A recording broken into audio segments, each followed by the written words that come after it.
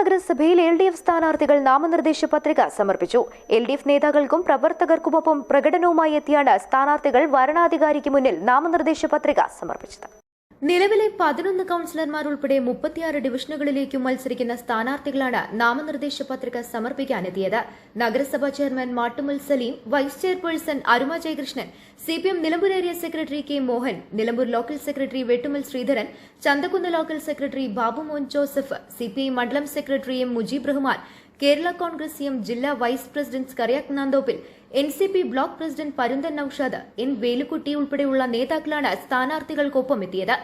36 ഡിവിഷനുകളിൽ മുന്നണി ധാരണ പ്രകാരം CPM 27, CPI 5, Kerala Congress M 1, NCPS 1, ജനാധിപത്യ കേരള കോൺഗ്രസ് 1, നാഷണൽ ലീഗ് 1 ഡിവിഷനുകളിലാണ് മത്സരിക്കുന്നത്. News bureau, Nilambur.